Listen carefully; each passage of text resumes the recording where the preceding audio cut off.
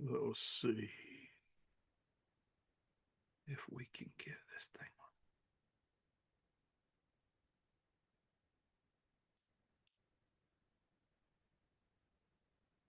Let us see.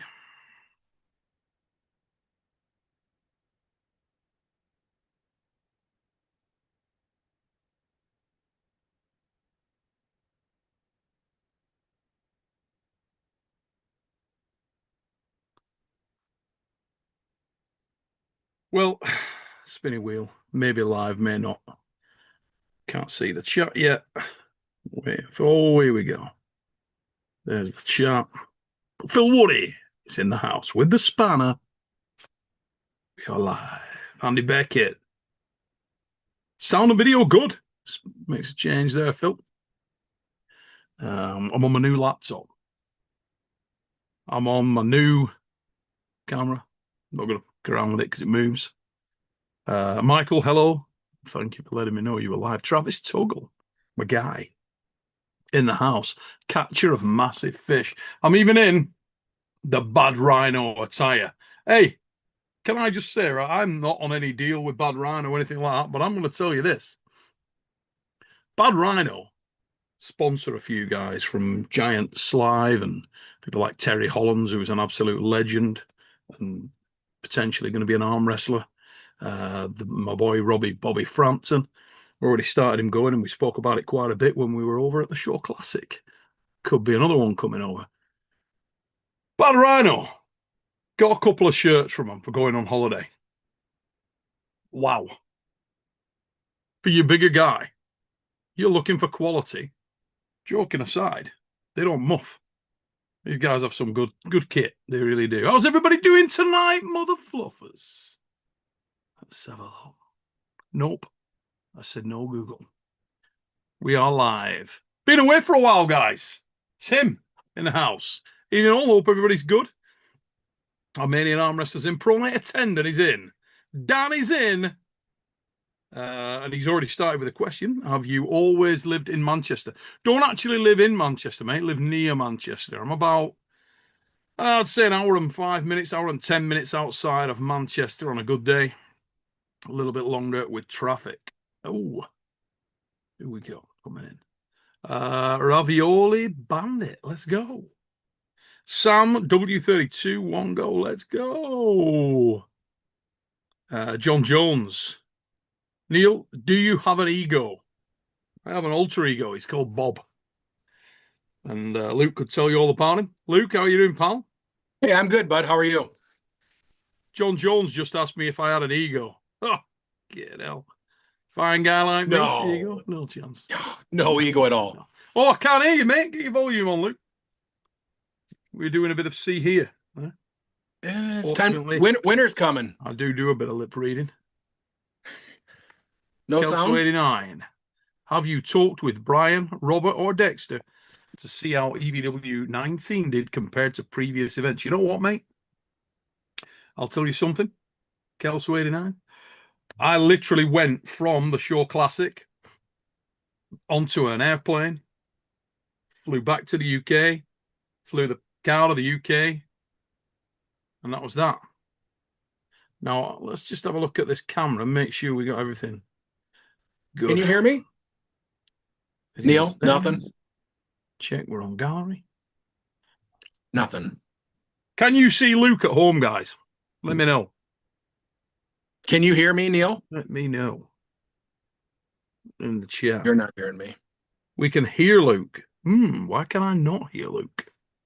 That's a little strange, isn't it? Let's have a look and see if it's something my end. Why can I not hear Luke? Why is this? Let's have a look, mate.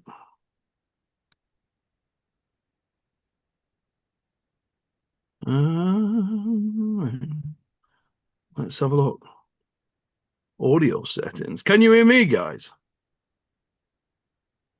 Let me know. I'm just going to try and Neil? Give it a little bit of the volume here. Because for some reason, I can't hear Luke. Is your volume on there, Luke? Buddy Champolsky. I'm on. Yeah. I can hear you. Can you hear me? What the fuck is going on here? Let me just try. Try and speak now, Luke. Can you hear me now? I can hear now. Woohoo! And can everybody still hear me at home? Let me know, guys, if you guys can hear me. Neil, can you hear yourself?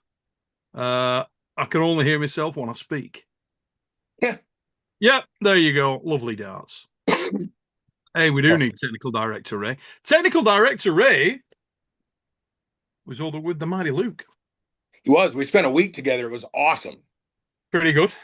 Yeah, it was great. Did a lot of sightseeing, a lot of exploring the outdoors that we have here. Did some training, went to Colorado State, watched him beat Corey Miller. Yeah, he's on a pretty rich vein of form at the moment, isn't he, Rowley? Yeah, he's feeling tough right now. And obviously yesterday in the MAC, was it MAC 4? MAC event 4, I think it was yesterday. Yeah, 4 or 5. Yeah, get your pay-per-view, guys. Long event, a lot of matches. I think Rowley yesterday looked to me like he was comfortable. Looked to me like he had more in the tank. And I always feel sorry for Rowley because sometimes he gets overlooked in terms of his actual ability because the lad is solid as shit. He's really, really solid. Obviously, you know, I'm biased because we have him on the Arm Wars roster and he's one of my closest mates in the sport. But joking aside, take that out of it. The lad is solid as rock. He really is. He is solid as rock. And if you got to win over Corey Miller also, that sort of illustrates that because Corey's no bum. Although, to be fair to Corey, he was probably running that Colorado State event, I would imagine. Although, don't quote me on that, ladies and gentlemen. So I've been away, guys, for about, what is it now, a month? I think I've been off the fix for about a month, there or thereabouts. So I think one of the longest mini hiatus I've ever had. How's your life been, Luke? You been doing so? Yeah, life has been really good. Obviously the Shaw Classic and EVW and Strongest Arm on Earth was an awesome event. You must have been, as you would say, plumb knackered when you were done with that weekend. Mate, I was really tired, actually. The weirdest thing was about it, I mean, you can say, oh, yeah, just because of the show, because obviously I was doing Brian's strongman side of things as well, which I love doing the strongman events. Got one coming up, actually, the Strongman Open for Giants Live is this weekend. But I honestly think it was more down to, mate, I didn't switch over in terms of the time. You know, like when I came out to train, when I was over there coaching Brian. Yeah. I had no problems. As you know, I was pretty much, I had the first night where I was not sleeping great, but after that, bang, I was over and everything was great. But yeah, the Show Classic, mate, not the case. I was fucking, I'll tell you what, I couldn't switch over at all. I was like, every single night I was there, 3 a.m., bang, lamps were on. And it's one of those things when, when you're absolutely knackered and you know you're tired out, but you still can't sleep. Don't know what's going on, mate. Don't know what was going on, but yeah, it put me on my ass. It really did. So apologies to everybody at home if that detracted from me, my sort of performance in any way. Obviously, I haven't watched anything back at all, so I just haven't had an opportunity to do that. I've been sent a lot of the comments and stuff like that on the shows, and I think from what I've seen, although it is only a few, that it was well received. I think the quality of the event generally was very well received. I think everybody seemed pretty darn happy with everything. They seemed happy with the matches. They enjoyed the strongman coming into the sport, which was a lot of fun, even though a few of those matches were a little bit lopsided. They still enjoyed seeing those guys pull. Ray did an outstanding job with his interviews and announcing you and the gentleman that was in the booth with you, whose name I'm not going to remember right now, although I know Ben I should know Holden. him. Thank Hey, you. what did everybody think of Ben? Because I've been lobbying for Ben. I thought it was great. I think Ben's awesome. Ben is so. Let's just give everybody a little bit of a, because here people talking about anchor and color commentator. Anchor commentator is what Ben Holden is. Okay, that is the anchor role. No. So he picks up the role of, hey everybody, here we are in Loveland, Colorado, and talks about the arena, talks about the venue in general. That is the anchor commentator. Color commentator is the analyst, the expert, the guy that talks about the matches. That's the role that I do when I'm working with Ben. A lot of people have that the wrong way around. That isn't actually the case. That the anchor is the role that Ben Holden does. and I think he's really good at it. Yeah, thought he did really good. Yeah, I went back and watched a lot of stuff and read a lot of comments. Everybody seemed really happy with the quality of the pay-per-view. They seemed happy with the reffing, which of course is something that I'm always checking to see if people are happy with. Yeah, it seemed like it was a great night. mate. I'm going to say, I know what you're saying there about people concerned about the strongman. I actually thought the strongman matches were the best on the night. I thought Really, they were great. I thought that Eddie and Obi was really shaping up to be something mega. Robert Oberst. I mean, I'll speak to Robert soon anyway, but I'll just message him now that I'm home. But I thought Robert was ace. I thought Robert did a great job, and I think he's congrats to his team on prepping him as well as you did. I know that Robert is super keen, really chucking himself in there, and I thought Robert Oberst was amazing. I think he's got fantastic potential, and I think he's going to do something in the game. I really do. Yeah, it was my first time meeting those strongmen, other than Brian, of course. Sure, What a great lot of guys. aren't they? Just really no ego to speak of, other than what they bring for entertainment wise. But just super down to earth guys. They've been there, they've done that, so they've got nothing to prove. They're just coming in and having fun. Yeah. And spent a little bit of time talking to Robert and Lars, and of course giving Eddie crap, which is always that was a lot of fun. I noticed that. I did see that. But no, He my told me he wants to daughter. twist your fluffy head off. Yeah, hey, anytime he's feeling froggy, he can go ahead and try and jump. It's easy to say when I'm across the pond. I was going to say, good luck with that one. Yeah, I think when he's in person, I'll probably just refer to him as sir. But no, Robert lives over in Idaho, and that's where my daughter's going to college. So we mega. exchange numbers, and so when I go over to visit with her, I'll try to meet up with him and do a practice and stuff too. So that should be good.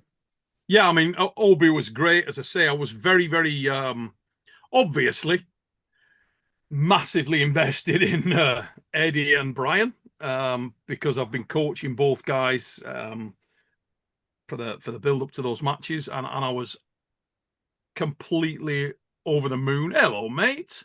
How are you doing? Awesome. Oh, yeah. Have you frozen up there, mate? There you go. I've got you back. I thought The head, Neil. my end of yours, it froze up a little there. But yeah, I thought both Brian and Eddie did a great job. Both of them were required to adjust and amend things during the match, which is never easy when you're brand new. Too smooth. How you doing, mate? I was very proud of them. Very proud of them. Thought they did a great job. I absolutely loved it, and hopefully they get back on the table soon and we can do more with them. I need to ring Brian and have a word with him. It's great being over there for the whole event. Just so everybody's aware, the pressure that Brian Shaw was under throughout that weekend and on the lead up to that event was ridiculous, otherworldly. He's running a massive event there. Not only the arm wrestling, by far the bigger element of that was the strongman. The guy stressed off his ears. His lady stressed off her ears.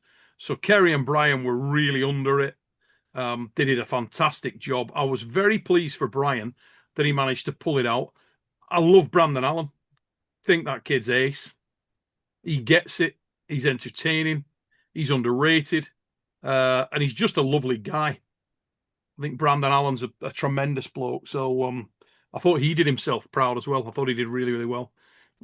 Eddie, amazing. Started a little bit all over the place. He was concentrating more on entertaining than he was on actually recalling what he should do. We had a little chat in the corner. I just said to him, look, you tell me what we need to do. He fed that stuff back, clicked back in. And once he made those adjustments, it was easy day for him. But I also want to give a shout out to Lawrence Shahley. Often gets overlooked in that respect, but Laws is super keen. There's a couple of guys of that same ilk. I mentioned Rob Frampton earlier, who actually got the win on Lawrence Shahley when they pulled Arm Wars. And Rob is often overlooked. Rob Frampton's a beast. He's another kid that's iron, that's transitioned over, the original guy that transitioned over from Strongman. And I absolutely love these guys being in the game. Congratulations, Lauren Shartley. I thought you did a fantastic job, mate. You deserved to win. Again, calmed himself down, came in as a favourite, but that brings pressure with it. And I thought he had a great night as well over there. So overall, good show from where I was stood, you know, from where I was stood. It was quite weird for me because I had to come out of the commentary booth and go down to the corners of the lads, it's quite a change. Throws you a little bit, but obviously I was massively invested in the outcome of the matches for Brian and Eddie, and I was delighted that they got those results. So awesome job. I don't know whether you've spoken to Brian since it, mate, or whether he was happy with the result. I'm sure he was, but Yeah, I talked to him a little bit. Yeah, he was happy. I'm not even sure when I talked to him if it had really sunk in yet because it was still pretty fresh from the weekend. And sure, yeah, I mean everything that him and Kerry were doing, which I mean, I've been involved in a lot of organizations over the years, just like you have, and I can tell you that as far as big promotions go, I don't know as a ref if I've ever been treated better than by Brian and Kerry. excellent. And I know the athletes were saying the same thing that it was just outstanding. Mhm. That little Kerry is a workhorse. Oh my Dude, God. Kerry Shaw is a weapon. Yeah, I'll tell you, Kerry Shaw is a weapon. She takes control of stuff. She throw. You can actually see why her and Brian are a couple because, you talk about power couple. They really are. absolutely. Kerry flings herself into something. When she's in, she's in. You know what I mean? And she's got that venom about her. She's got that get it kin done about her. Which you need when it's on like that. And No, he did. Brian did say when he went up to Canada to do an appearance right after that mhm. that he was just as one does pulling an airplane and tweaked his lat a little bit.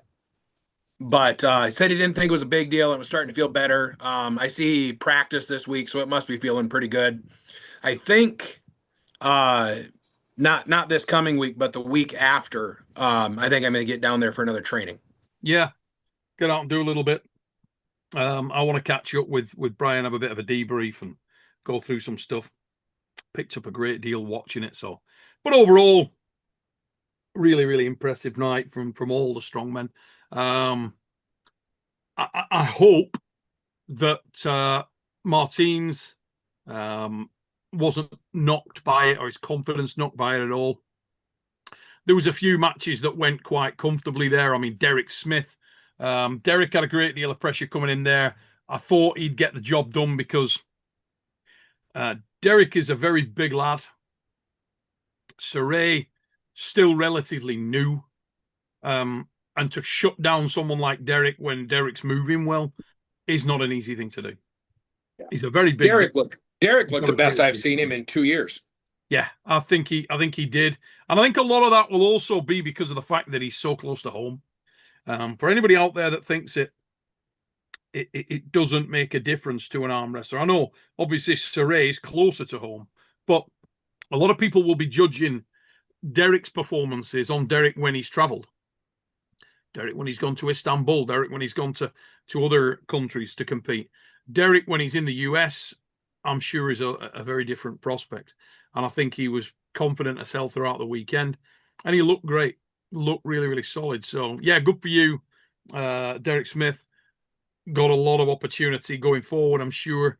I think it's nice to just put himself on the map, and there'll be people lining up for that match because he's had mixed fortunes. Everybody talks about it being a good thing, right? When you kick the shit out of everybody, that comes with a curse, doesn't it? As well, if you're, Lavan, if you're Barbora, if you're Devon, if you're Vitaly Laletin, it's hard to get those matches. Not many people available to you. I mean, one of the biggest issues there, if you're that 1%er or 5%er, let's say, even less, maybe 2%er, how many matches are there realistically for the guys I just mentioned? I mean, we're seeing Barbora and Gabby repeated at East versus West 20 in Switzerland, because these guys have got to meet multiple times. They're training, they're learning, they're amending their style. Who the else can do it? Right. you know. When you're a normal human and you're in the mix, it's pretty good. Life is good because you've got stupid amount of options. There are options that nobody's heard of that'll give you a good match, you know. So I know where I'd prefer to be in that respect, without a shadow of a doubt. But what was your favourite match over there? Well, it really wasn't the match I expected. I expected my favorite match to be Dave versus Todd. Just because I love both those guys. I love how both of them pull just from they both pull from more of a source of power than Yep. technique, although they're both more technical than they get credit for, but Yep. I like the power pullers. Um, I wasn't surprised that Dave won, obviously, the bigger guy, the history and everything. I was just really hoping Todd could give him a little bit more, but Dave just has his number. He knows the right angle to pull We because they've spoke got about so it, much didn't we, at history breakfast, together. if you remember that day? Yeah. I think we were both saying, yeah, it's a big ask for Todd. I mean, they're Yep. like you said, they're so similar, aren't they? And they've pulled so many times. And let's be honest, how good did Dave look? My God. Oh, God. Ridiculous. He really did, didn't he? I mean, you know, like everybody's got their own, I don't want to say optimum, but he's certainly in a sweet spot at that. Well, think about Sweden coming up or Switzerland coming up. Sorry. So you got 2 months. Dave's at that weight now. So he'll have sat at that weight for probably close to 3 months with his body adjusting and adapting to that weight and getting comfortable. Yeah.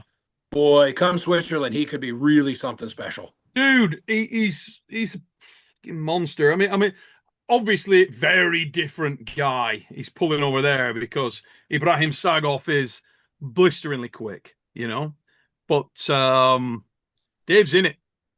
Dave's got a shot. If he can, I would step everything left if I was him, not to get Filip Larsson. How you doing, dude? Hey, big man. I'm doing good. Hey, the stock rises.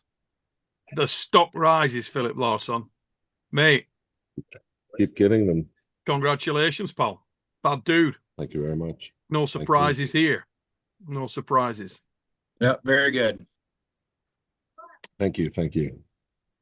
So Yes, we just got a quick super chat. Old Moldy Scroty. Thanks for your super chat, brother. Hope you and the family are wellies. But hey, blokes and blokettes.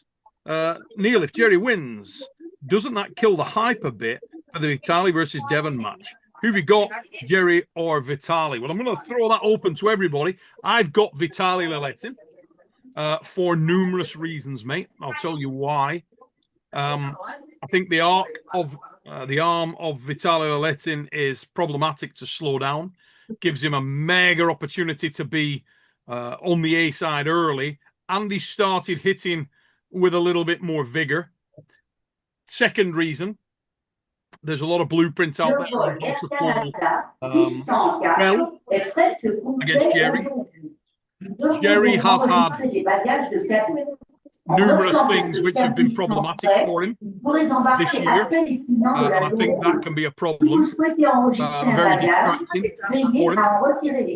And I also think the momentum is with him right now, and he's the bigger guy. I mean, what do you guys think? Do you agree? Flip, mute your mic. Oh. The airport background is super loud. There you go. What do you think, Luke?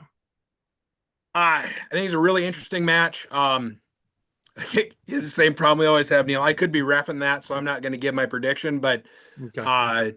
Off channel, I'll tell you what I think of that. But I think it's a really big ask for Jerry. Yeah. I mean, Jerry's obviously got a lane. The problem is everybody knows what the lane is.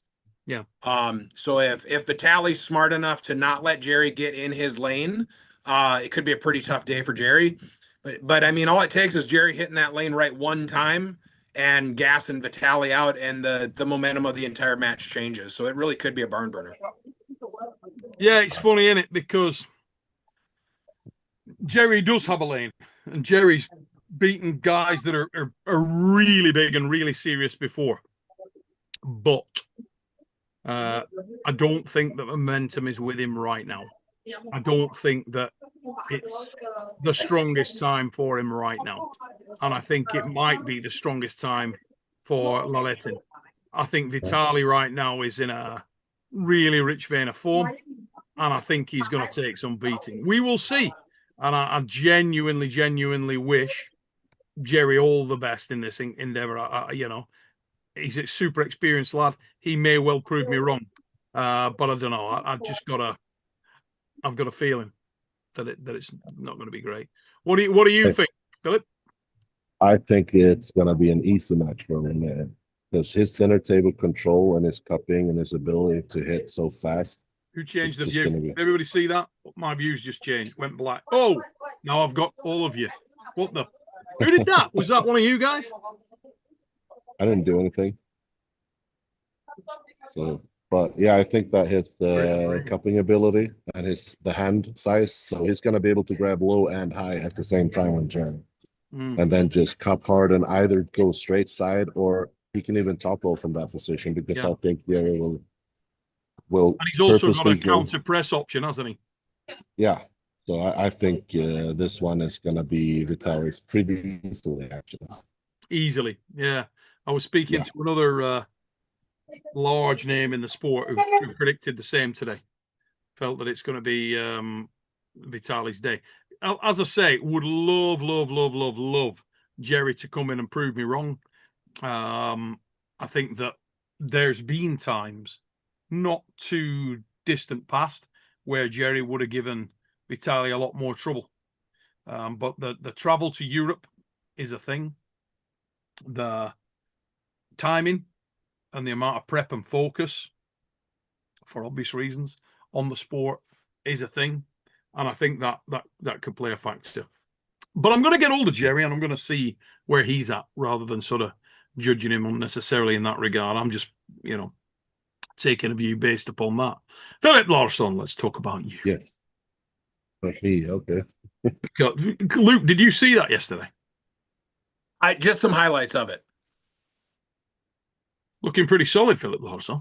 Anybody would think that you were an ARMWRESTLING signature puller and you're a bad mother. Hey, what about that? It's going great. Right.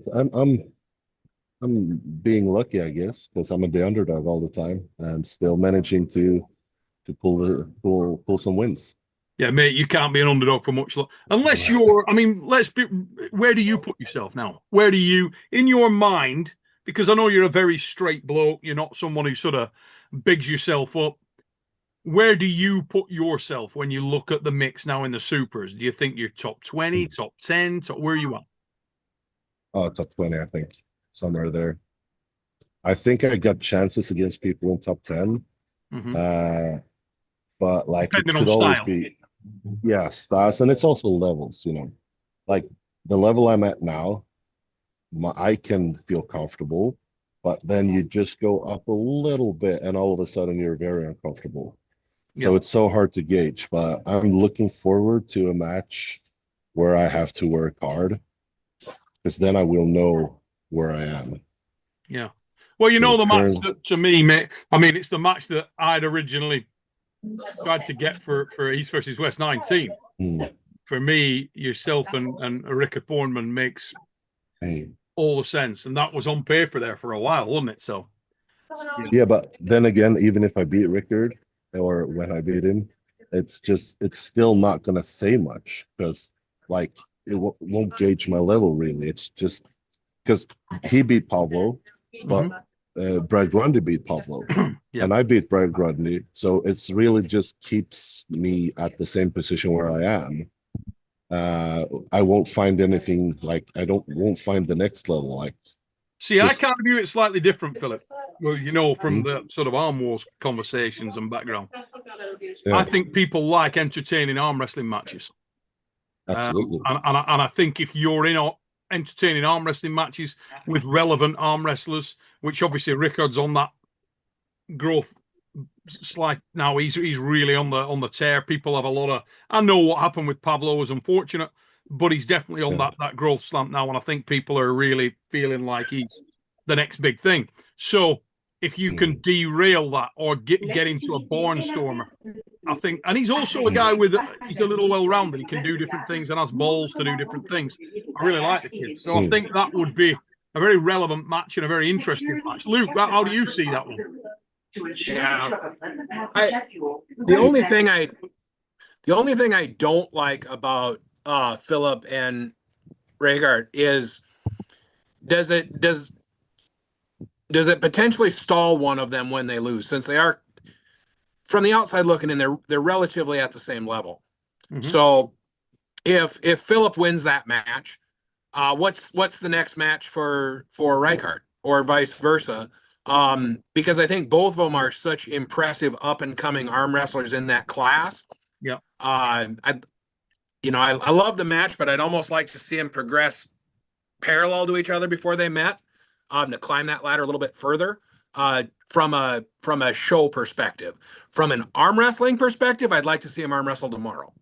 So yeah, I kind of like the let's throw them together early thing, a bit like the UFC do when you've got the guys coming up. And a lot of people sometimes say that it's harder on the climb than any other time when you're in the UFC, because they will, put you in there with the goddamn sharks, and I really like that. And I also think that there's a degree of hunger with an athlete when you're on that climb that you don't necessarily have all the time. And because both Filip and Rickard Vorman are on that real growth slant, real curve, I actually believe that they're both super fucking hungry. And I don't believe that the confidence will be dented either. Now, who doesn't lose in this game, for Christ's sake? Right. Everybody gets their ass handed to them. In me versus Rickard, I'm not losing. There's no way. It's exactly what I like to hear, so that is exactly what I like to hear. And as soon as the match is offered, I'll accept it. But listen, I've got a good one for you coming up in November. After Switzerland, but I've got a good one. Got a good one, but that's for later. But it's a good one. I think you won't like it. Is it Dulskis? Couldn't possibly comment. But mate, there's some matches out there for you. There's so many frigging matches out there, mate. There really is. Absolutely. Filip, do you have a match in Switzerland? Yes. Yes, against the Manuel Battaglia, and I think he's last year's European champion, or he has been European champion in WoW. How do you feel about that one? Kill him. He's a top roller. And it's like you're not top rolling me. I'm sorry. Yeah, you don't get top rolled when you're 9 foot tall and have an iron wrist. No. Yeah. So he better come in with something new, or else, he better be playing without his hand. Else it's a 3-0 for me. Let's talk about that sort of styles make matches dynamic, because obviously we did that a great deal going into East versus West 19 with the whole Matt's dream match scenario and so on. Yeah. And as I say, Matt was definitely the sort of fill-in choice over Rickard Borman, who was originally going to be the opponent. But when you look at the other guys out there, and particularly let's focus on the upper echelon guys. So let's talk about, as near as we can to top 10. If you can take your pick, who you picking? Stylistically. Just who I was going to say. I figured you'd say that. I figured you'd say that because of the top role specialist thing. But he does have a press. But mostly on his left, though. And I ain't touching him left. Yeah. Well, your left's not your arm, is it? Let's be honest. No. It's not even an arm. It's just like an appendix or something. Appendage. Just some things that I can hold the peg in. What about the test with the guy that can pull with his wrist back, though? Are you working a lot on that? Oh, yeah. Should we start to? Because you're training a lot with Giannis, or being coached by Giannis, who knows his fishing tackle. They're on the speakerphone right now. Oh, okay. So I'm thinking of a few people that are quite interesting there. What about if you went the other way and looked at someone like a Corey West? If you went someone like who's dropped off that top run, so someone like Rivas. How does Oh, that kind of name, does that scare you? like, Because if Alex is a choice, I actually think yeah, Rivas is another one. yeah, like currently the only people who scare me are floppers off the go, like Jerry and Camille. What about if they're a little Because slower to that? Someone like Sergei Kelenichenko. not an issue for me, I think. If I take his hand, I can protect myself very good from the flop right now because I've figured out the move, so I don't think it's Uh-huh. going to be an issue. So Mhm. Kalina is also someone, but now he's going down in weight, so I don't think the match is interesting right now. If he was 130, or at least 125, that Yeah. could be a match. But going in as 115 now is pulling Matt left-handed at East versus West 20. I don't think it's a fun match. Yeah. I'd rather pull Corey West than like, and Mhm. Corey, I'm looking forward to that match when it happens. So what about keeping it closer to home and somebody like Tobias Sperong? I don't think right now that he has a chance on right hand. Left hand, he would murder you every Yeah. day. Yeah.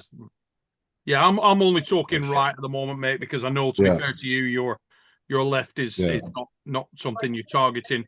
Although it may come yeah. up in the future, it's not something, it's Mm. not comparable level. But But I if do Tobias think gets that, a yeah, right-handed match, if he gets a right-handed match against someone and he beats them, then it's a possible matchup. But right now, the last right-handed match he had was against Marcio Barbosa, which he lost. And then Matt Mask killed Marcio, and so on and so forth. So I don't see it really as a fun match right now. For me, it will be only to like solidify my number one position in Sweden. yeah, yeah. Do you want to do that? Do you give a shit? Not really. I don't give a shit about that. Interesting. Yeah. What's your timings? Your timings. When do you want to start pushing towards the top boys? November 29th. Hmm, that's pretty soon. Yeah. That's pretty soon. What have you got on the 29th of November? I think like Ian announced it yesterday, but I'm not completely sure if he did. Mac show. Global Elite. Interesting. We shall see. But first things first, mate. Battaglia, next stop. I know you're supremely confident. Have you had an opportunity to look at the other matches that are slated for East versus West 20? Like the other people on the card. Yes. Oh yeah, I know. Because we got a couple of matches that are switching over. I talked earlier on about Babora and Gabby. We're seeing that again, but this time on the left arm. Yeah, So that's interesting. switching over. Could be very different. We're also seeing Masco again, left arm against Kalina. How do you see that one? Well, like they pulled right, and we know that it was close, and we saw Polina pulling against Travis, but also we have no idea. But that was right, right? They Yes. pulled right. Yeah, so that doesn't really. Can you hear me even though they're speaking on the speakerphone? When they come on loud, it's hard. They drown you out, but we can hold for a second and revisit that. Luke, are you allowed to comment on any of these, buddy? Because are you likely to be in the stripes for a number of them? Yeah, the match order isn't set yet. So yeah, I can't comfortably, even if I'm not reffing the match as the guy running the referees, I probably shouldn't comment on who I think is going to win. No, that's fair enough, mate. That's fair enough. I know, obviously, there's a lot of talk about the main event there. I'm not necessarily as invested in the main event there as I am in some of the matches below it. I mean, I absolutely love Nugo and Petrenko. Yeah. Oh yeah, I awesome. mean, you know, I have Petrenko on that one. yeah, I'm pretty confident he'll take it, but it's still going to be a fucking awesome match. Like yeah, really, I really really like interesting. I really like that match. Both great pullers, both guys that I really have a lot of respect for, a lot of time for. Um, I don't I'm know looking what forward to Mindy's Nugo's. match too. Sorry, bro. Oh, well, I'm completely biased on that one, and I want Mindaugas Teresatis to win. So because do he I. is, of But I course, the also want biggest him to in lose arm because wrestling. he's a fucking dick. Yeah, he's an absolute pussy. In fact, he's the biggest in arm wrestling, but irrelevant. He's Yeah, also the GOAT. yeah. PC. But Yeah. yeah, I want him to win, and I think actually he will win. But we'll see. He will Yeah. definitely, if he doesn't win the first round, he will probably find a way. I think he will get that victory. Yeah, I mean, let's be honest, Daniel Ustanov's no bum. Mm. Guy's exceptional, but I do have a feeling that Mendigas can find a way. I'm praying that he can. Absolutely would love to see him kick the shit out of Daniel. No disrespect to Daniel, but Minda's my guy. Mindaugas is obviously I'm heavily invested in him in that respect, so good on him. Ryan Belanger has just popped up in the chat. Love that kid. What a frigate. For anybody who doesn't know Ryan Bull Bellinger, he was, or Belanger as he calls himself, and we should call him, what an animal. What a match. Last match was with God, Alan Ford, right? yeah, and what a friggin', I mean, my God, has anybody ever come closer to breaking their arm? My word. That was like, yeah, no holds barred arm wrestling right there. So Belanger's stock is rising like your own, mate. He's a bad dude. Absolutely serious guy. Hey, while we've got you on, Philip, how long before you fly, incidentally? Boarding starts now. I'm gonna be in the late one, like a group 4 or something. So I got about 5 minutes. Okay, mate, no problem. Super quick one. What are your thoughts on the strongman thing? Transition. You were Like right amongst it. What do you think? I love it. I love it. I thought it was entertaining matches, and as if we get them more interested and like actually focusing hard on this thing, I only see gains from it. I don't see any negatives at all. Like Who were they're you most strong impressed fucking with? humans. Oberst, actually, mostly Great, impressed by wasn't Oberst. he? Yeah, I'm talking to him right now. Like I'm trying to teach him a little bit on how I pull because apparently people think we look alike. Since they Yeah, similar head. Yeah. similar head size, yeah. I think he's a little bit bigger though. That's fine. Mate, Wearing the hat. that was frigging quality. Absolute class. Mm. But we were literally, I don't know whether you caught the start of the show. We were literally just talking about it, and I think he did a great job. And I know from speaking to him, he was training his ass off building up to that. So deserved to do well, and he did. Obviously, I'm glad Eddie smacked the shit out of him because training Eddie's my guy. But in my eyes, Oberst only did one thing wrong, and that was holding on. Yeah, he should just have let go, kept that wrist fresh, and just go into the strap. Yeah, inexperience, it'll come. I mean, I believe that Eddie was doing more wrong than he was doing right early, and once he adjusted, he was never going to lose. But good job, Obi. Did a really solid job. We just had a super chat from Hermes Desperini. EVW needs to go 6-round super match format for main events. Engin promised that initially, but now it's just championship ones. Devon versus Hermes, etc. 6 rounds. I agree, buddy. I agree. I think any main event, co-main event, 6 rounds is great with a silver bullet 7th. Obviously, everybody knows how I feel about that. That's the route we went. Main events where people are really invested, I would love that. Hermes Desperini thinks it's a good idea. You never do know. Suggest that to Robert and Dexter and see what we get. But like the last 3 events, like could be 7-round super matches. Yeah, I think so. Every time, because I think whenever you've got one of those that people are super invested in, I think it makes a lot of sense. Luke, what do you think on that, pal? I have mixed feelings on that. I get it from the more drama, the longer. It depends on where you think arm wrestling's won, right? If you win the first 2 and lose the next 3, who was the better arm wrestler, or who had better endurance? So I personally like best of 5 best. I think it shows a better arm wrestler. I think best of 7 shows perhaps a more well-rounded athlete with endurance and arm wrestling. Unless that person can only win long format matches where they have an opportunity to wear their opponent down over 3 matches and then come back to win the next 4, I don't know that that's the same sport. Yeah, I kind of see the same argument the other way.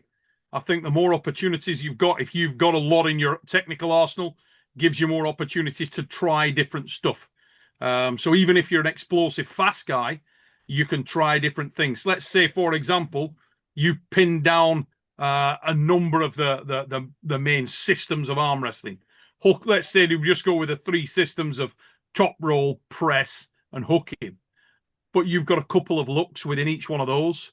You got your favored 1+1 misfire. You serve into the net once, the second one you get it right. Then after that, you realize, okay, that didn't work. You move to the next one, and then you move to the last one, and that gives you your 4 rounds. So I if just that's what gonna happened, say thank you. I'll have to go now because boarding's starting. So Philip, Good to see you, safe Philip. journey, brother. See Thanks you. for taking the time, and we will see you very soon. I'll speak to you very shortly. absolutely. Top Have a man. good one. See you later. Cheers, mate. Sorry, Luke, you were going to say, mate. no, so I was gonna, if that's what happened, I would completely agree with you. Mm-hmm. But that isn't what you see in long format arm wrestling. It's the guy that does one thing over and over that eventually fatigues his opponent enough to where the one thing works. And then they win. Criticism of the arm wrestler, though, brother, not the format. You know my opinion on a lot of arm wrestlers, even at world class, can't arm wrestle. 100, we're not arguing that. Mm. But if you were seeing the 7 rounds of tried the hook, tried the top roll, went back to the hook, tried the press, had to go back to the top roll because the dynamics of the match changed and my opponent made a change, so I had to make a change. A lot of what we saw, if you knew what you were watching in Giannis versus Mindaugas, Which was friggin' that's immense. amazing. Yeah.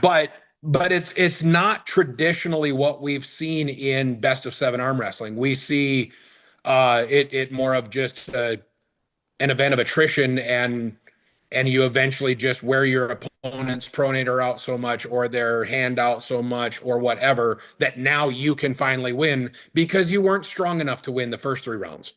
And that's where I get I don't know how. So you don't like it when it's endurance element, or not when the entire match comes down to just endurance, you know. And so if you look at Devin is absolutely an endurance arm wrestler, but Devin tries different techniques, different directions, so he's arm wrestling during that as well.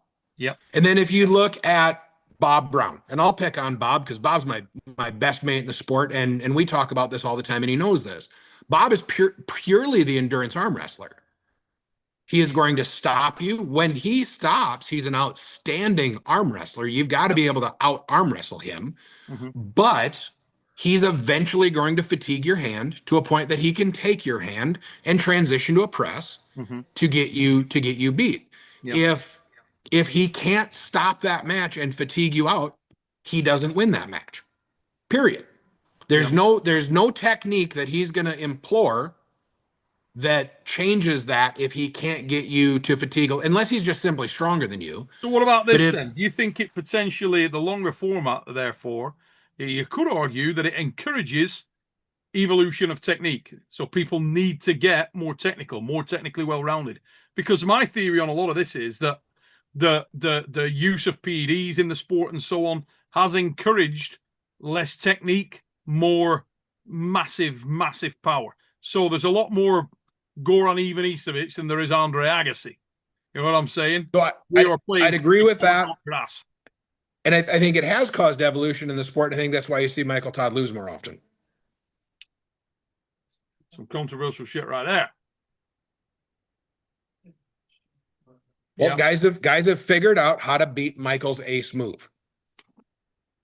Now, you still have to be smart enough and strong enough to pull that off, which the combination of those two things is, I mean, there's a half a dozen guys on the planet that can maybe figure that out to overcome Mike's power and the technique that he's mastered, and the way that he is able to especially perform the King's move within the rules. Yeah, the King's move has become less hocus pocus and more clearly understood.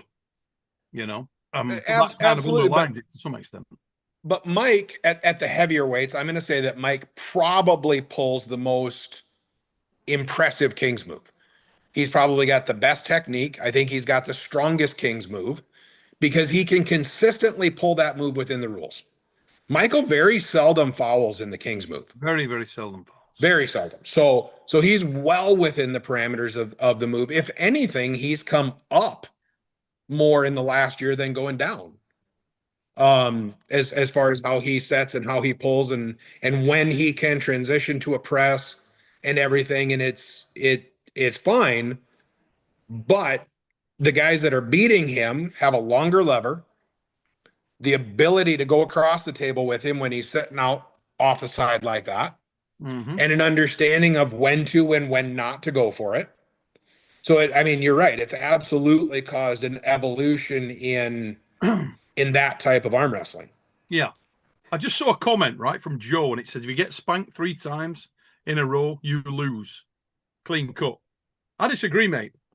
And why I disagree is because, as I said earlier, spanked is spanked, gunned through, leathered, just not in it. But a lot of the matches that are the best matches, the most entertaining matches in any sport, are when someone's getting their ass handed to them, and then they find a way, and they come back from a position you didn't think they could come back from. So by saying, oh, well, it's done, let's get it over with, for me, is boring as fuck. Because what you're actually doing there is taking away the biggest drama opportunity that our sport or any other sport has. When a football team's getting pasted 5-0 and then come back and win 6-5. If when they're getting pasted 5-0, we all just go, I'll tell you what, we'll give up. You never see that dramatic comeback. You with me? So that's why. It's the only reason why. I think if you're in it, there's a very big difference in a guy that's losing rounds, but is working, picking away at their opponent, finding an opportunity, digging. That's the kind of match that's intriguing. More than Mindaugas, Terasatis, Giannis Amelin's look. Those are the matches that I love. And I do think you've got to encourage that kind of thing. I do think it's good to encourage arm wrestling, to not just make the thing about let's all serve at 150 miles an hour and nobody can return it and there it is. To me, that's boring as shit. That's just how I see arm wrestling. Or, I've always been someone who likes technical side of things more than I just like getting in there and going heavy hammer. That's exactly a lot of blunt force trauma and not much finesse. That's exactly why you don't see Dan Mosier offered many high-level matches. Yeah, exactly. I mean, I always remember magnificent arm wrestler, right? Super, super strong if you look at results. Arsene Liliev. But you didn't see many Arsene Liliev matches that were super entertaining. Outside of one barnstormer with Krasimir at the Worlds in Brazil, outside of that, most of his matches were relatively dull. There were a couple of exceptions, but most of his matches he charged straight through the guy. Because he was so powerful and so explosive and so fast, there was no match. Guy just got absolutely murdered. And yeah, it's not so entertaining. I like matches, and matchmaking I've always thought was a skill. And I think that if you matchmake very cleanly and you matchmake with real consideration, you come up with the best matches and the most entertaining matches.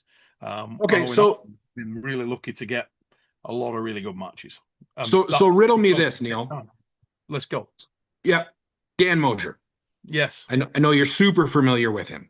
Love them. Yeah. You I'm gonna say is probably one of the top matchmakers on the planet currently. Yes.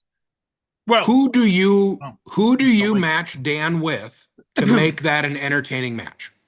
You got to match him with someone who is significantly stronger, but doesn't necessarily have a great wrist. So that Dan gets his position, but he does not get his position. He has to bleed. He doesn't get it straight to the pad. Dan is the kind of guy that finishes. If you put someone who's going to out top roll Dan, who just puts the brake on, boring as shit. You want someone who Dan's likely to be able to get something on their wrist and likely to be a little quicker, which is 90% of people that he arm wrestles. He's quicker. But you want someone who has enough top-end strength and arm strength and ability and propensity to be able to pull with the wrist broke back that can make it really entertaining. That's the kind of arm wrestler you're looking for in that situation. And whenever you've got someone who's a booming fast hitter, so making it less personal than just Dan, that's the kind of match I would always look to go for. Classical example of that would be Frode Haugland, Nicholas Nanastad. Nicholas Nanastad was always that super long, super fast top roller. Always had the advantage in the hand and wrist, always had the advantage in the speed. Awesome. But he could not necessarily finish Frode. And if you look at the majority of their matches before Frode was beat to shit in his elbow and wasn't Frode anymore, how many 3-3s that were the most entertaining, incredible matches you've ever seen? Just crazy. And that's because you had that blend of styles. Go back and watch their battles in Sweden. Go back and watch their match at the Acid Rain in Manchester Trafford Centre. You won't see a better arm wrestling match. Unbelievable. Look at Ron Bath, Yoshi Kanai. Similar situation. Ron Bath, then a little bit more sprightly and young. He was only 125 years old. And he got the top roll every time, but he could not finish Kanai because of the arm strength. And he couldn't put him away because Kanai didn't go away early. And you got those incredible wars. Similarly, Michael Todd back in the day. Hey, I listen, everybody talks about Michael Todd now. Michael Todd now is a boring arm wrestler compared with Michael Todd used to be.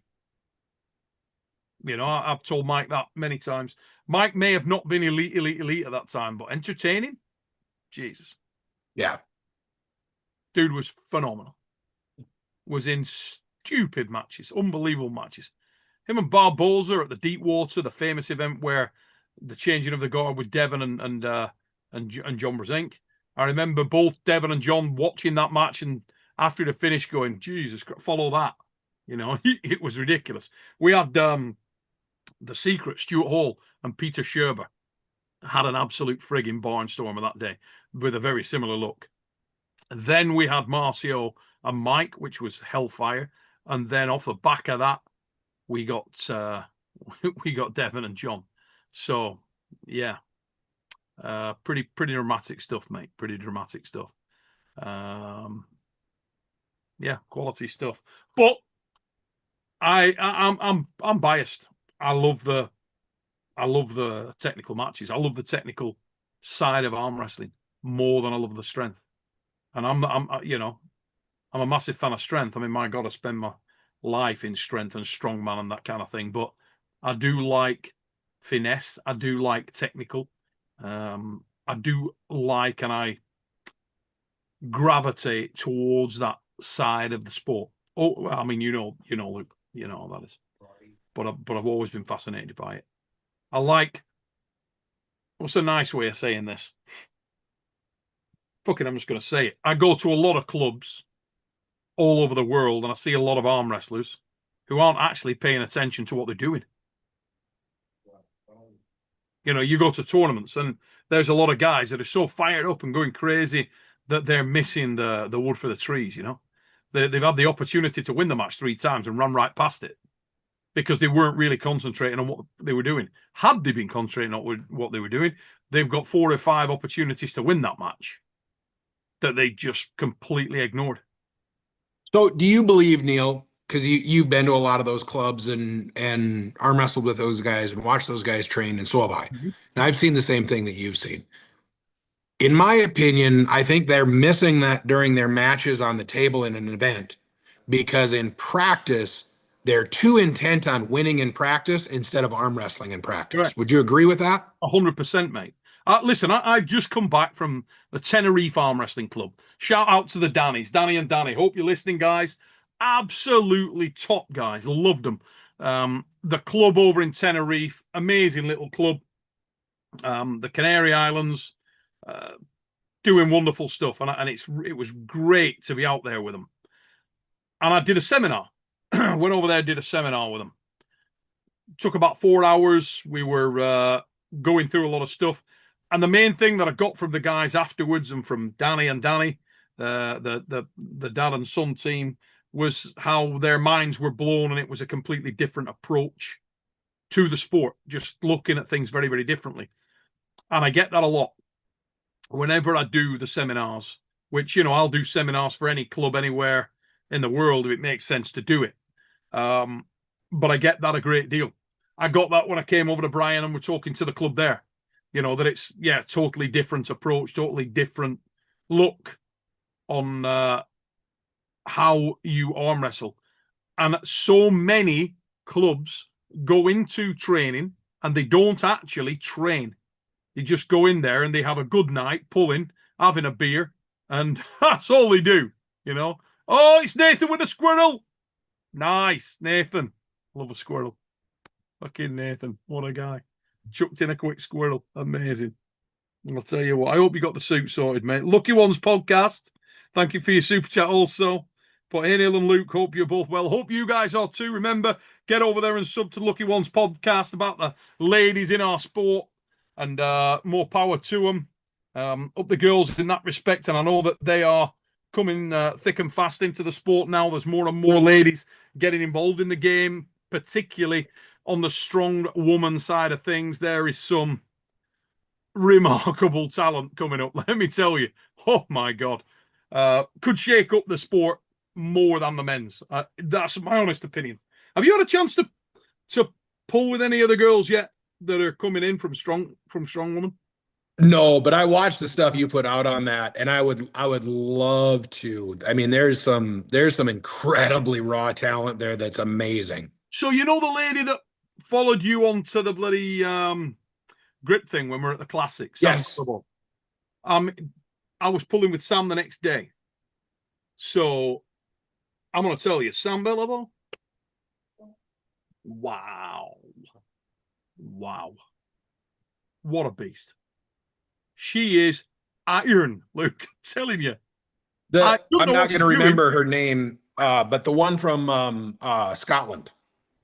Oh my God, Laura Baxter. She seemed to really catch on quick. I love her. I think Laura's incredible. She is aggressive. She's like you're one of those guys when you get up there and as soon as that you grip them up, they're already trying to beat you. And even when you're training them, they're still trying to kick the shit out of you because it's just in them. She's that girl. Where Katie Smith is another one. There's others with massive potential like Rebecca Roberts, but they're a little calmer. Rebecca contacted me today. We're going to do some at the Giants gig this weekend. But there's so many girls out there. Now, Sam Bellavo's also got that same aggressive side. I can't even begin to fathom a match in a couple of years between Baxter and Bellavo. Oh, my God. They're just venom. They're just absolutely fierce. And I'm so excited to get these girls on the table more and more and do more with them because they're just absolute rocks, We had, if you look at the pedigree we had there, we had Donna Moore, 3-time world's strongest woman, Rebecca Roberts, 3-time world's strongest woman, England's strongest woman, Katie Smith, Scotland's strongest woman, and Laura Baxter. Obviously, we got Sammy Bellavo coming. Just a ridiculous. And there's other girls that I haven't even got into yet, into just saying to them, look, have you got any idea how built for this game you are? We had the official strongman games, right? European Championships, probably, 6 weeks ago? Thereabouts. And some of the girls that were there, oh, fuck yeah. I'll tell you what. 70-kilo girls, 80-kilo girls with massive hands, big forearm, just built for it. Where they just got an extraordinarily big forearm, like Devon. You walk past Devon, you look at him and you're like, my God, that dude is built for arm wrestling. His bloody forearms, 8 foot long, massive hand. Everything's there. It's God-given. You train all you want. If you're tailor made for the gig, then you are. And there was a number of girls there. And if you're talking about strong, one of the most impressive things I've seen. Check this out, everybody in the chat, right? Everybody who lifts. If you're an arm wrestler or you're just a general strength fan, right? Nicola Ann Bennett. Nicola Ann Bennett is ordinarily 73-kilo girl from Scotland. Lovely, lovely, lovely girl. Super humble, super gentle lady. She gets onto this deadlift ladder. The last lift in a 5-bar deadlift or 6-bar deadlift, let's say it's 5-bar deadlift challenge, right? The last weight is like 220 kilos. 220 kilos, bearing in mind that she's a 73-kilo lady. All right. She fucking underovers this thing and starts to pull. She gets it just over her knees. We've all been there. Suddenly the bastard thing stops. So she starts to hitch it. She starts to hitch it. And the undergrip starts to bust open. She gets this thing like that. 220 kilos, right? Both hands are failing. It's off balance. She must have fought that thing for 25 to 30 seconds. 220 kilos. Just dropping from just above her knee to below her knee. And she battled 220 kilos at a body weight of 73 for 25 to 30 seconds. I'm not sure I've ever seen anything more impressive. I was like, holy shit. The amount of effort that it takes to do something like that is off the charts. You imagine if you get her, that Nicola Ann Bennett knows what she's doing. Do you think her hand and wrist is going to be troubled? Oh my God. You know? Have you seen the young lady from Romania, the Olympic gold medalist powerlifter? Yes. Yes. Yes. She's not a very big girl. Nope. I mean, I would, when you watch her lift, I gotta believe that she would have some tremendous explosiveness on the table once she learned what she was doing. I absolutely love the thought of being able to get all these girls into, to beef up the Lucky Ones podcast roster. So we get these girls in there and start mixing it up with our superstars that we've already got, the Gabbies, the Jocelyn Brisson, the Barbara, and so on and so on. Speaking of Gabby, have you ever seen a stronger Gabby than we saw in Colorado? Gabby looked awesome. It's very hard to say, Luke, because at this point in time, I think that Jocelyn Brisson is excellent, super strong, very hard on herself. Just going to say, I love that girl as well. Oh, yeah. Great Jocelyn girl. Brisson, what a lovely girl. What a tremendous last asset. She's just a great girl. And she's another one with that passion, she's pissed. When she doesn't win, she is pissed off. I mean, really takes it to heart. You know that she's not the girl that's going to go home and Nathan's in the chat. He'd tell you she's not the girl that's going to go home and rest on her laurels and think, oh, well, I lost that. She'll be going like an absolute nutter in the gym. So I know that she's going to go places. I really know she is.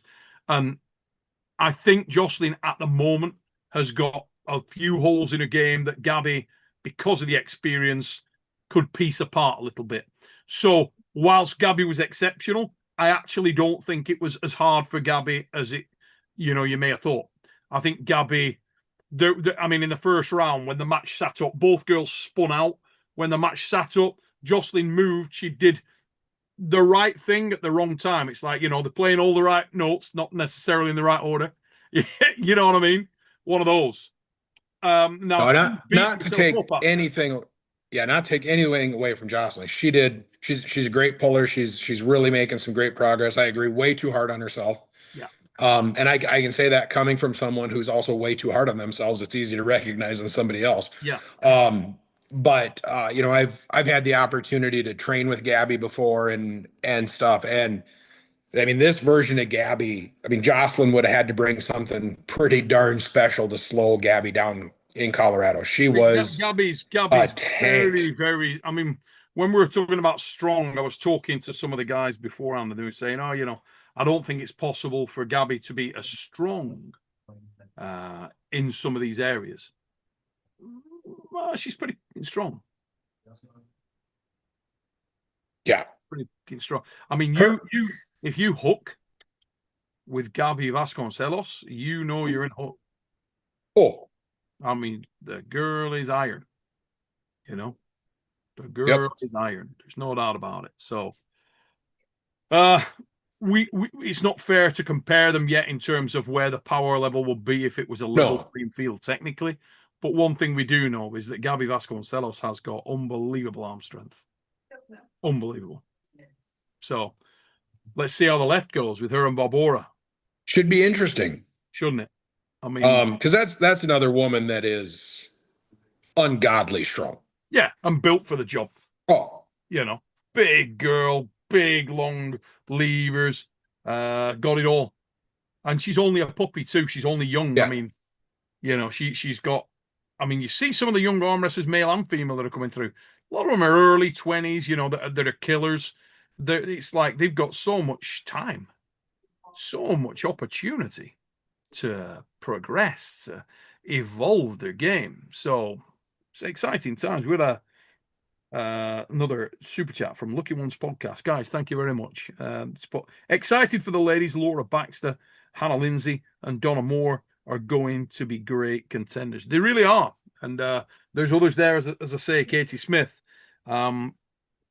Rebecca Roberts.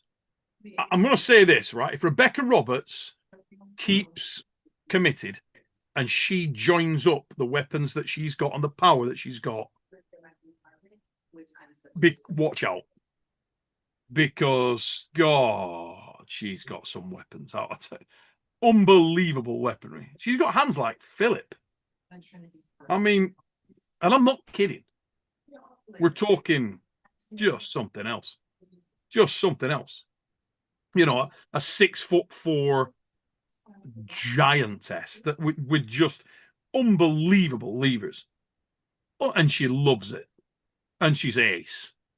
Absolutely love me some Rebecca Roberts. So she sticks with it. We got another one coming. Let me tell you now, because what an animal. I'll tell you who I'd like to get on the training table and work with a little bit. Danielle Evanson. Danielle's great. She's aces. What a top girl. How cool is she? Yep. Massive fan. And every time you turn on your friggin' social media, incidentally, I'm off Facebook for everybody. If anybody's messaged me or sending, I don't know whether I've been hacked or whether I've just been shut down or what, but I don't have Facebook on either the Arm Wars account or personal. So yeah, I don't do a lot of Facebook actually, but I'm off it for anybody at this point in time. I'm still on Insta, still on YouTube, but it ain't working on Facebook. But every time anything pops up on Insta with for 5 minutes, bloody there's Danielle Evanson working her ass off, lifting, chucking stuff around. Yeah, serious. Absolutely serious, man. So since you're not on Facebook currently, you probably didn't see my match in Colorado. I didn't, buddy. Who'd you pull? So I had kind of a fun match for the finals. There was a master's class open weight. Okay. So just open weight. So it was me and Chris Kaufman in the finals. Oh, okay. Battle. Yeah, I throttled him. Ha! I'll send you the video. Throttled him. I haven't heard that for a while. So not a match then. You just managed to get him where you needed him and put the hammer down. Yeah, we went to the strap and it was just thunk. Yeah. Chris Kaufman's a big guy as well. What will Chris weigh? 110? Yeah, he said he weighed in there at 275 pounds. Yeah, big dude.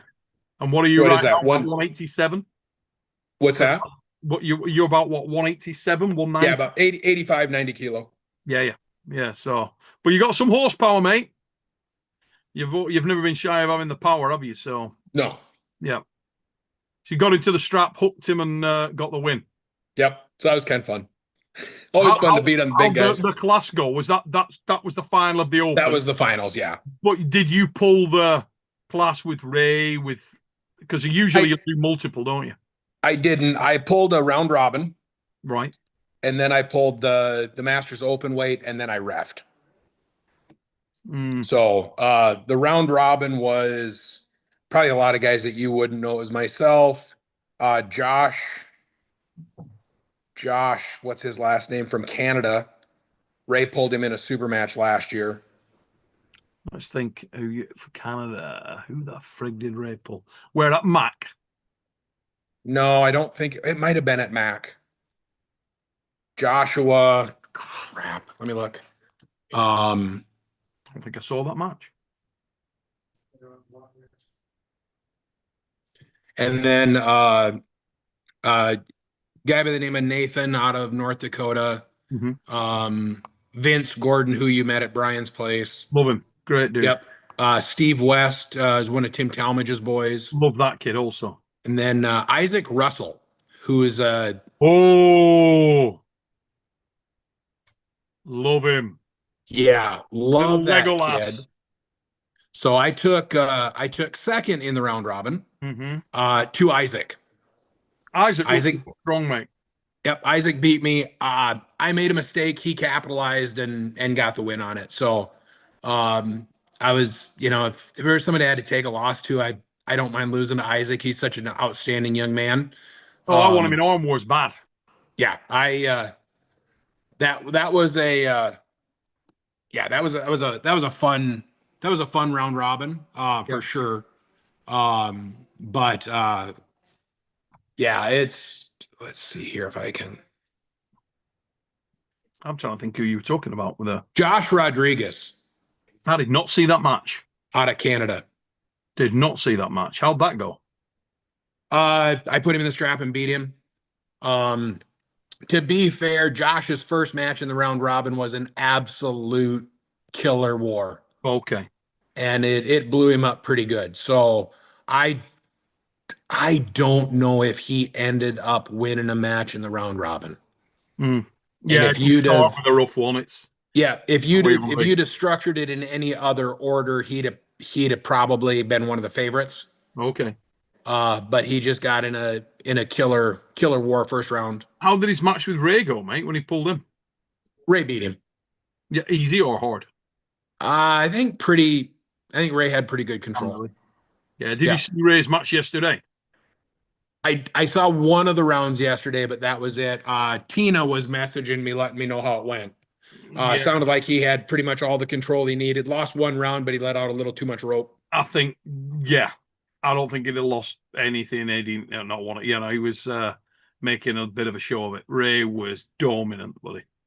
Friggin' a year or so ago in Istanbul on the practice table with Ray, compared to this last week in my house on the practice table with Ray, Ray has leveled up. Yep. I mean, that young man is solid. Wow. Yeah, mate, Ray's a bad dude. He's got, of course, technically, he's got the guys that are going to give him problems. But Ray's a bad man. Ray's strong as balls. Yep. He's very, very solid. So and the way he initiates his hook is pretty tough for a top roller to defend against. Well, he's got, if you think about Rowley's background, he's got amazing guys to train with in that regard, hasn't he? I mean, he's got Giannis primary, Vlad the Destroyer, Krasovskis. He's got who else has he got in there right on his frigging doorstep? Obviously, he's got guys like Raimons. He's got I don't know whether Sandris still trains with him now, but he's trained with Sandris extensively. So Tums, he's got so many guys that are just frigging beasts, and all of them who are exceptional. And a lot of the stuff we've done with him in Arm Wars, if you look back at some of his matches, God damn, Ray's been in some frigging hellfire matches, mate. Absolute wars. And I've got another one lined up for him, hopefully in November. So, yeah. Ray's a bad man. And the kid Goyer he pulled, who looks in fabulous condition, that guy's put together. Yeah. Solid dude. Back to Ray, but very, very, very built lad. Felt like his elbow was all over the show as well. He's getting away with a few. But I don't think it's I don't think it matters, Like I say, Ray's pulling with Giannis, Toms Rosets, Krasovskis, all those Oh, guys. and he's got an ability. I mean, Ray lives an inch above the pad. Yeah, and it's comfortable. Yeah. And it's comfortable. Yeah, he's a pad-to-pad guy, there's no doubt. So, built for supermatch arm wrestling.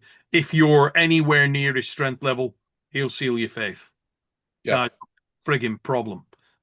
So, I mean, his last match, if you didn't see it in Arm Wars, against, I want to say, probably the best in the class from Canada. Go check that out. What a frigging barnstormer that is against Boring Alex, who's anything but boring.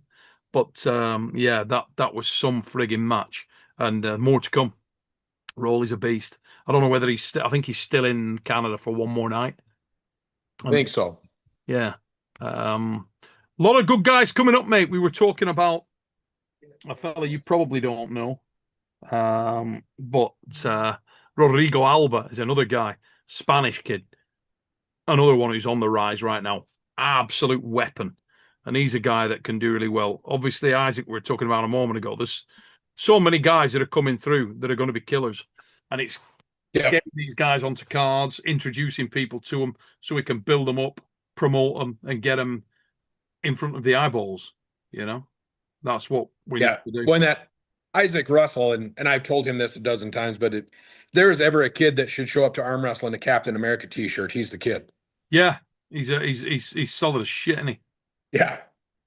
So right now, what's happening with? I mean, there's so many top pullers over in the States that have sort of gone walkabout. They're not. You don't see as much of Justin Bishop anymore, and yet I rate Justin super highly.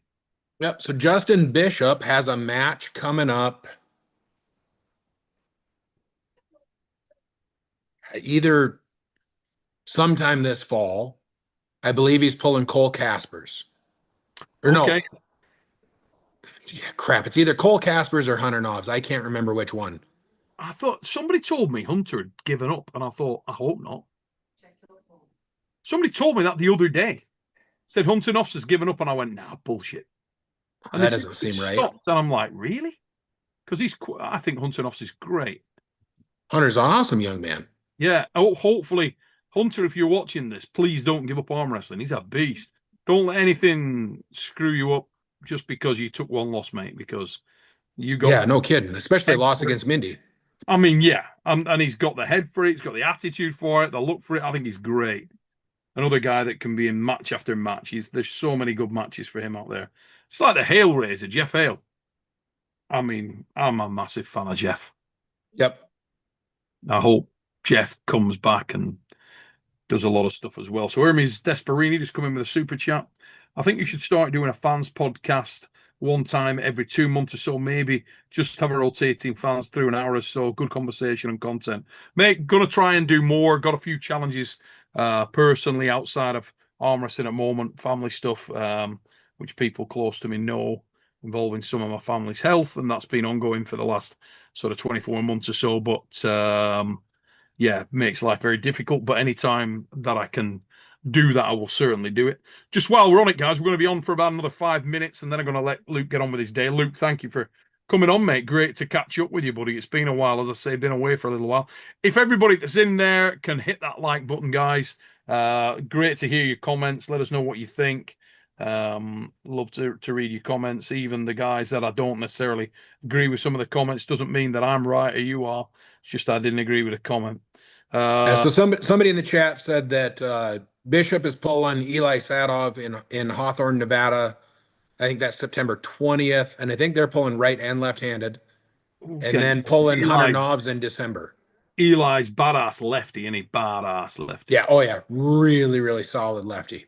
Yeah. Good, very good right-handed, but his left is above and beyond. Yeah, I would expect Justin will have his hands full left-handed. Yeah, Justin's interesting guy. He's up and down on the lefty, but I love Justin. I think he's great. I think he's a great character. Really like the dude as just a guy. Just think he's just a top. So the more of him, the better. As far as and obviously the guys at the highest level when he's on his game comes in very, very solid. Really, really solid dude. So yeah. Hopefully he's rolling big time. Aaron Castillo in the chat. Love you. He's a top guy. You don't find much better dudes than Aaron Castillo. What an hombre that lad is. what a massively unsung hero Aaron Castillo is. Yeah. Top bloke. Everywhere, underpinning events, doing an amazing job, being an all-round friggin' leg end. Love the kid. He's iron. Alexander Clark with a super chat. Easton McCormick for Arm Wars.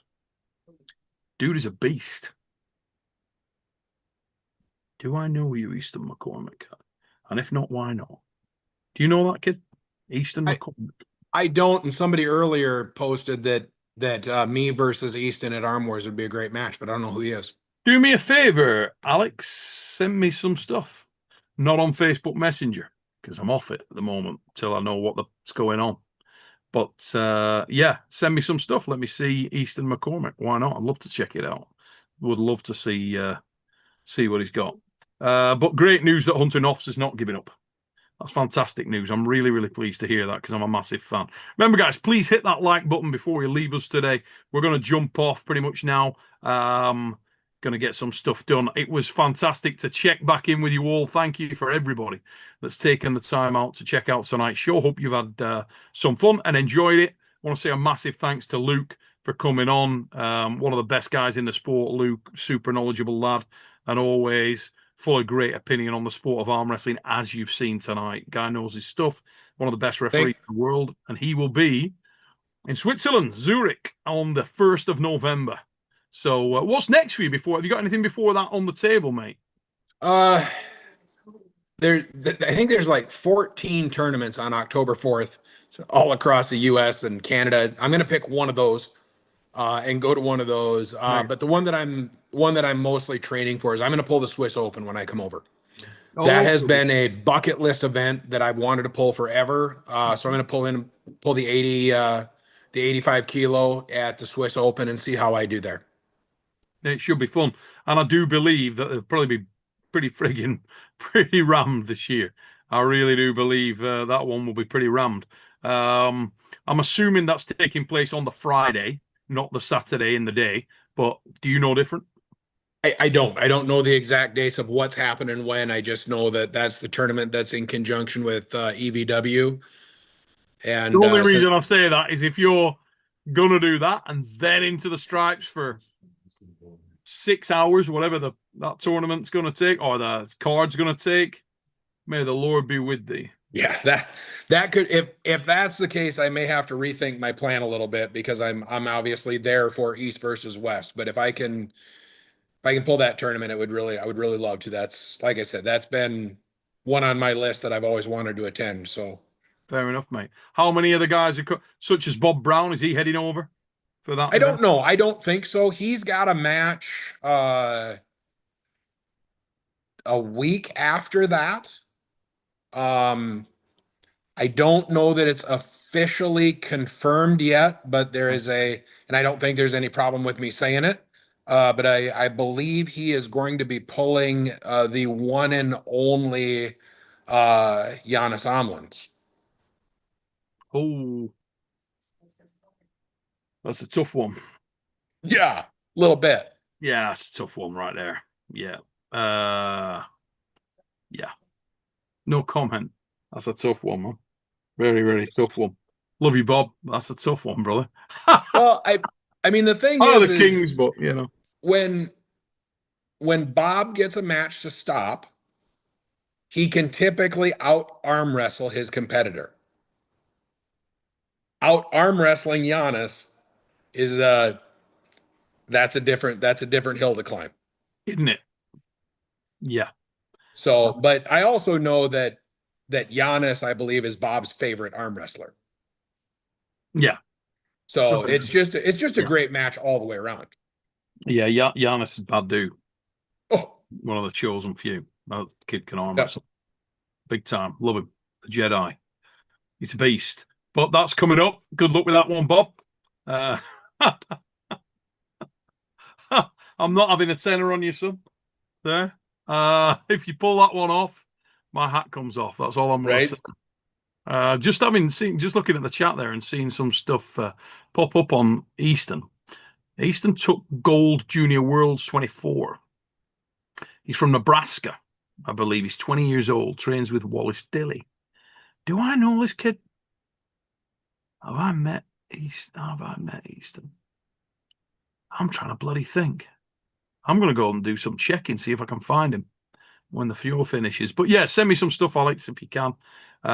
Ladies and gents, going to knock it on the head right there.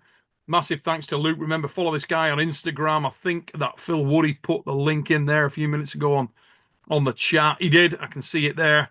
So get over there, show some love to Luke Pulsher, and I will check in with you all again at some point this week. Take it easy, ladies and gents. All the best to you and your families. Hope you enjoyed Fix 222. Until we see you next time, biggity bong, mother fluffers. Bye-bye.